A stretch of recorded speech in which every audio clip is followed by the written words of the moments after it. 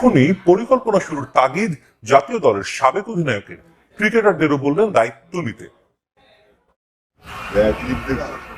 শ্রেণী শোষণের দুয়ারে দাঁড়িয়ে বিশ্ব ক্রিকেট দর্শক সংখ্যার রাজস্ব বৃদ্ধি কিংবা টেস্ট ক্রিকেটকে বাঁচিয়ে রাখার মিথ্যে অজুহাতে এলিট ফরম্যাটের অপেক্ষাকৃত ছোট দলগুলোকে মূল ধারা থেকে দূরে রাখতেই এক নয়া পরিকল্পনা আইসিসির। যদিও টেস্টকে দ্বিস্তর করতে এর আগেও উদ্যোগ নিয়েছিল বিশ্ব ক্রিকেটের নিয়ন্ত্রক সংস্থা, কিন্তু সেবার তা ভিজতে যায় তিন মোড়লের একজন বিসিসিআই এর আপত্তিতে। তবে এবারের প্রেক্ষাপট ভিন্ন।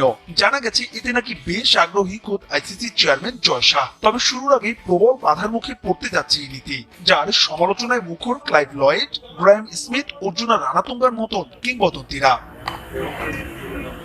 দ্বিস্তর টেস্ট নীতি চালু হলে ক্ষতির মুখে পড়বে বাংলাদেশ। তাই তো আনুষ্ঠানিকভাবে প্রস্তাব আসার আগেই এই ইস্যুতে বিসিবিকে সোচ্চার হওয়ার তাগিদ টাইগার সাবেক অধিনায়কের। আমরা যদি দ্বিস্তরে চলে যাই, এটা আমাদের জন্য অনেক ক্ষতির কারণ হবে। তো আমার মনে হয় না যে এটা আগেও ইনিশিয়েটিভ নিয়েছিল যে এটা আইসিসি এটা করবে, কিন্তু পারেনি। কিন্তু এবারও আমার মনে হচ্ছে কথা হচ্ছে, কিন্তু আমার মনে হয় না এটা হওয়া উচিত না। বাট আমার মনে হয় সবাই এটার অপোজ করা উচিত। আমাদের দেশে জোরালো পদক্ষেপ নিতে হবে যাতে এটা না হয়। তবে সেই সঙ্গে আছে পরামর্শ। টেস্ট স্ট্যাটাসের 2 যুগ পরেও আভিজাত্যের ক্রিকেটে নিজেদের একটা অবস্থানই করতে পারেনি বাংলাদেশ। পরবর্তী সাইকেলকে সামনে রেখে তাই দায়িত্ব নিতে বললেন দুপক্ষকেই। রেসপন্সিবিলিটি আমাদের খালি খেলোয়াড়দের বললে হবে না, বাইরে যারা আছে তাদের রেসপন্সিবিলিটি আছে। আমরা কতটুকু ফেসিলিটি ডেভেলপ করতে পেরেছি, আমাদের আনুষঙ্গিক আমাদের রিজিয়নগুলিতে আমরা কতটুকু ডেভেলপ করতে পারছি, সবকিছু মিলেই কিন্তু ক্রিকেটটা।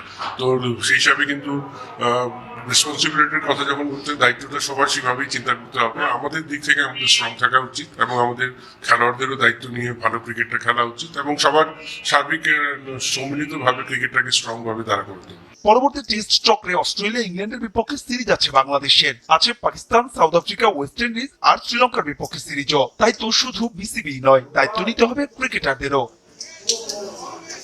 মাহবুব রিমন, সময় সংবাদ, ঢাকা।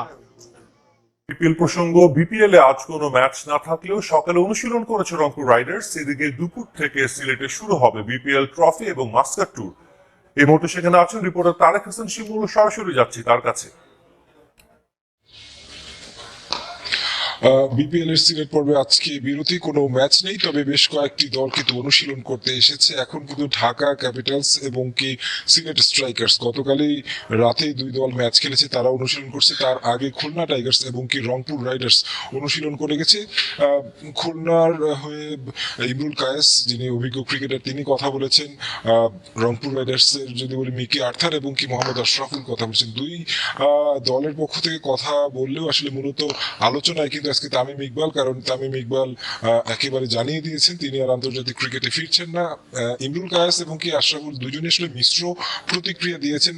আশরাফুল বলছিলেন যেমনটা যে তামিম আসলে 2-3টা ম্যাচ খেলার জন্য আর আন্তর্জাতিক ক্রিকেটে না ফেরাটাই বেটার। আবার ইমরুল কায়েস বলছিলেন যে হয়তো তামিম থাকলে চ্যাম্পিয়ন্স ট্রফিতে ওপেনিং সাইডটাতে ভালো অভিজ্ঞ ক্রিকেটার থাকতো, তিনি দেশকে আরো কিছু দিতে পারতেন। তবে এই আলোচনা আসলে চলমানই রয়েছে তামিমের এই ঘোষণার পরে। তাছাড়া সিলেটে যদি আরো কিছু কার্যক্রমের কথা বলি, যে বিপিএল চলছে, ট্রফি ট্যুরের আয়োজনের যে বিষয়টি ছিল সেটি আসলে শুরুতে করার কথা ছিল। কনসার্ট হয়েছে, যেই কনসার্টের মাধ্যমেই আসলে ট্রফি ট্যুর হওয়ার কথা ছিল, সেই ট্রফি ট্যুর কিন্তু তখন হয়নি, সেটা নিয়ে সমালোচনা হয়েছে। তবে অবশেষে বিসিবি সেটার আয়োজন করেছে। সিলেটে আজকে 2টার দিকে একটি অনুষ্ঠান রাখা হয়েছে একটি হোটেলে, সেখানে ট্রফি নিয়ে আসা হবে এবং সেই ট্রফি এখানে প্রদর্শনী করা হবে এবং কি পরবর্তীতে সেটি চট্টগ্রামে যাবে, চট্টগ্রাম থেকে আবারও ঢাকায় আসবে। তবে এখন দেখার বিষয় হচ্ছে এই ট্রফি ট্যুরের আয়োজনে কতটুকু সাড়া ফেলতে পারে বিসিবি, যেটা আসলে শুরুতেই করার কথা, কারণ এই মধ্য বিপিএল এর মধ্যে এসে কিন্তু এটা আয়োজন করা হয়েছে। সব মিলিয়ে বলা চলে যে বিসিবি আসলে চাইছে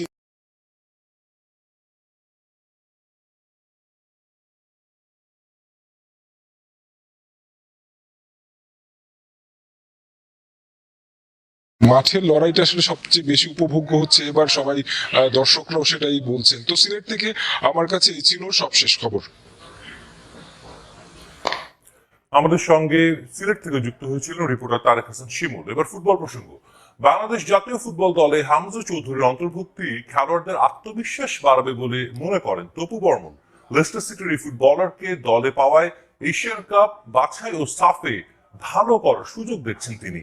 এদিকে হাভিয়ার ক্যাবরেরার কোচ হিসেবে থেকে যাওয়াকেও ইতিবাচক মনে করছেন বাংলাদেশের এই তারকা ডিফেন্ডার।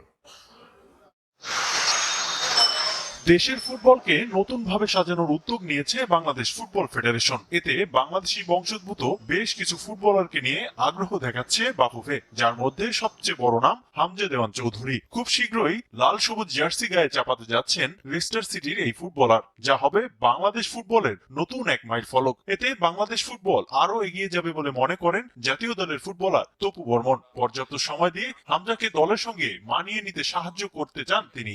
হামজা আমার কাছে মনে হয় এটা একটা ভালো অ্যাসেট আমাদের বাংলাদেশের টিমের জন্য এবং বাংলাদেশের জন্য। কারণ এই জায়গায় আমি সবসময় দেখেন আমাদেরটা চিন্তা করব, কারণ কি আমাদের ওকে কিভাবে আমাদের সাথে অ্যাডজাস্টমেন্টে অতি তাড়াতাড়ি ওকে আমাদের আপন করে নিতে হবে। এটা আমাদের প্রত্যেকটি প্লেয়ারের আমার কাছে মনে হয় অনেক বড় দায়িত্ব।